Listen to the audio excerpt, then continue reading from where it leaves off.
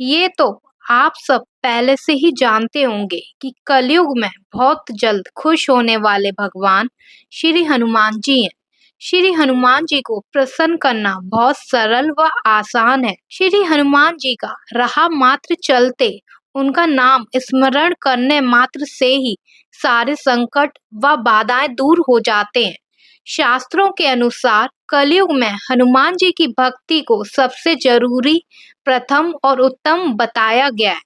हनुमान जी की भक्ति सबसे सरल और जल्द ही फल प्रदान करने वाली मानी गई है। ये भक्ति जहाँ हमें भूत प्रेत जैसी ना दिखने वाली आपदाओं से बचाती है, वहीं ये ग्रह नक्षत्रों के बुरे प्रभाव से भी बचाती है। हनुमान जी को मनाने के लिए और उनकी कृपा पाने के लिए सबसे सरल उपाय है हनुमान चालीसा का नित्य पाठ। इसलिए यहाँ हम आपको श्री हनुमान चालीसा सिद्ध साधना विधि पूर्वक बताने जा रहे हैं, जिससे आप श्री हनुमान जी की कृपा प्राप्त कर सकते हैं, जिसे अपनाने से वर्तमान युग में श्री हनुमान चालीसा सिद्धि साधना तुरंत फल देती है। पूजा पाठ में हनुमान चालीसा का बहुत ही महत्व है। हनुमान चालीसा के सरल शब्दों से राम भक्त हनुमान जी को बहुत जल्दी प्रसन्न कर सकते हैं। हनुमान चालीसा के द्वारा मुश्किल काम को आसान किया जा सकता है और हनुमान जी की कृपा प्राप्त होती है। हनुमान चालीसा की 40 पंक्तियां हमारे किसी भी काम को सिद्ध कर सकती हैं। हनुमान जी को कभी भी हार का सामना नहीं करना पड़ा, इसलिए हनुमान चालीसा का पाठ श्रद्धा पूर्वक करके कोई भी व्यक्ति हनुमान जी की कृपा आसानी से प्राप्त कर लेता है। इसलिए हनुमान चालीसा का पूजा पाठ में बहुत ही महत्वपूर्ण स्थान है। नमस्कार, स्वागत है आपका हमारे YouTube चैनल भक्ति ज्ञान डेली पर। अगर आप इस चैनल पर पहली बार आए, चैनल सब्सक्राइब कर लीजिए, साथ ही बेल आइकन भी प्रेस कर लीजिए, जिससे हमारी न्यू वीडियोस के नोटिफिकेशन आपको टाइम पर मिलते रहे। तो चलिए जानते हैं आप हनुमान चालीसा को कैसे सिद्ध कर सकते हैं। ये साधना साधक श्री राम नवमी, हनुमान जयंती अथवा किसी भी मंगलवार की रात्रि को शुरू कर सकता है तथा समय 9:30 बजे के बाद का रहेगा। सर्वप्रथम साधक स्नान आदि से निवृत्त होकर लाल या भगवे वस्त्र धारण करके लाल आसन पर बैठ जाए। सकाम और निष्काम दोनों ही कार्यों में दिशा उत्तर ही रहेगी। अगर आप हनुमान चालीसा का पाठ करते समय अपने पास पानी रखकर बैठते हैं, तो इससे हनुमान चालीसा की शक्तियां बनी रहती हैं। जल या पानी जीवन के लिए तो महत्वपूर्ण है ही, साथ ही इसमें कई आध्यात्मिक गुण भी बसे हुए हैं। सनातन परंपरा के अनुसार जल पंचभूत तत्वों में से एक है और इसे देवता के रूप में स्वीकार किया गया है। पानी में यादों को कायम रखने की क्षमता होती है।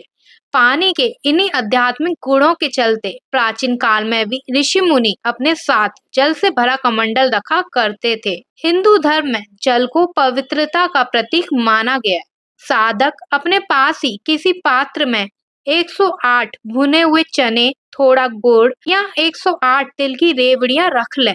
अब साधक अपने सामने किसी पट्टे या चौकी पर लाल वस्त्र बिछाकर उस पर हनुमान जी का चित्र या यंत्र या विग्रह और साथ ही भगवान गणपति जी का विग्रह या प्रतीक रूप में एक सुपारी स्थापित करें। उसके बाद दीपक और धूप अगरबत्ती जलाएं। फिर साधक भगवान गणपति जी का सामान्य पूजन करें और ओम वक्रतुंडाय हुम मंत्र का एक माला जाप करें। तत्पश्चात साधक भगवान गणपति जी से साधना की निर्विघ्न पूर्णता एवं सफलता के लिए प्रार्थना करें। फिर साधक सामान्य गुरु पूजन करें एवं गुरु की आज्ञा लें एवं सफलता के लिए प्रार्थना करें। इसके बाद साधक भगवान हनुमान जी का सामान्य पूजन करें, उन्हें सिंदूर से तिलक करें और फिर धूप दीप अर्पित करें। साधक को भोग में गुड़ तथा उबले हुए चने अर्पित करने चाहिए। साथ ही कोई भी फल अर्पित किया जा सकता है। साधक सरसों के तेल का दीपक या गाय के घी का दीपक लगा सकते हैं। साधक को आग के पुष्प या लाल रंग के पुष्प समर्पित करने चाहिए। उसके बाद अनुलोम विलोम प्राणायाम करें। प्राणायाम के बाद साधक हाथ में जल लेकर संकल्प करें तथा अपनी मनोकामना बोलें। अगर कोई विशेष इच्छा के लिए साधना की जा रही है, तो साधक को संकल्प लेना चाहिए। साधक को अपना नाम बोलकर, अपना गोत्र बोलकर, अपनी इच्छा बोलकर कि वे किस लिए साधना कर रहे हैं, वो बोलकर संकल्प लेना चाहिए। भगवान हनुमान मुझे इस हेतु सफलता के लिए शक्ति तथा आशीर्वाद प्रदान करें। अब जो 108 भुने हुए चने या तिल की रेवड़ियां आपने ली थी, वह अपने सामने एक कटोरी में रख लें तथा हनुमान चालीसा का जाप शुरू कर दें। इस साधना में आपको श्री हनुमान चालीसा के 108 पाठ करने हैं। आप हनुमान चालीसा पढ़ते जाएं और हर एक बार पाठ पूरा होने के बाद एक चना या रेवड़ी हनुमान जी के यंत्र चित्त विग्रह को समर्पित करते जाएं। इस प्रकार 108 बार पाठ करने पर 108 चने या रेवड़ियां समर्पित करनी चाहिए। हनुमान चालीसा पाठ पूरा होने पर साधक को एक बार राम रक्षा स्तोत्र पाठ या ये मंत्र राम रमाय नमो की एक माला का जाप करें। ये साधना 21 दिनों की है। साधक या तो लगातार 21 दिनों तक प्रतिदिन ये साधना करें या हर मंगलवार को कुल 21 मंगलवार तक ये साधना करें। 21वें दिन आपके द्वारा पूरे 108 पाठ करके चने या तिल की रेवड़ी जब चढ़ा दी जाए, तब उसके बाद साधना पूर्ण होने पर अंतिम दिन मंदिर जाएं और भगवान हनुमान जी के दर्शन करें। साथ ही साथ साधना के दौरान आप हनुमत दर्शन करते रहें। साधक साधिकाओं को ये साधना शुरू करने से एक दिन पहले से लेकर साधना समाप्त होने के एक दिन बाद तक कुल 23 दिन तक ब्रह्मचर्य का पालन करना अनिवार्य है।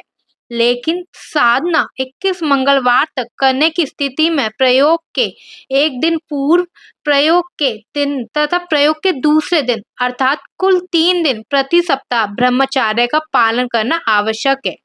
कुछ भी हो, कैसा भी संकट आए, आपने साधना शुरू कर दी तो छोड़ना नहीं। प्रभु आपकी परीक्षा भी ले सकते हैं, साधना से विचलित करेंगे ही, पर आप डटे रहें क्योंकि भक्ति में अटूट शक्ति है और एक बार आपने ये साधना कर ली तो जो आनंद और जीवन में उत्साह का प्रवाह होगा। फिर भी इतना कह सकती हूँ कि इस साधना से निश्चित ही आपकी अभिलाषा की पूर्ति होगी, क्योंकि तुलसीदास जी ने कहा है ना, कवन सुकाज कठिन जग माही, जो नहीं होई तात तुम पाही। साधना का क्रम यही रहेगा, 21 दिन या 21 मंगलवार तक तथा प्रतिदिन जो 108 चने या तिल की रेवड़ी आपने प्रभु को अर्पण किए थे, वो आप ही को खाना है, किसी को देना नहीं है।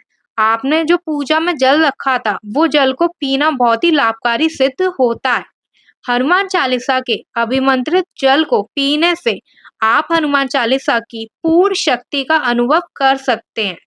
आपकी ये श्री हनुमान चालीसा साधना सफल हो और आपको भगवान हनुमान जी का आशीर्वाद प्राप्त हो। फिलहाल इस वीडियो में इतना ही। उम्मीद करती हूँ आपको ये वीडियो पसंद आई होगी। वीडियो अच्छी लगी हो तो लाइक करो और शेयर करो। चैनल अभी तक सब्सक्राइब नहीं किया है तो चैनल सब्सक्राइब करो। मिलते हैं अगली वीडियो में। आपका दिन शुभ हो।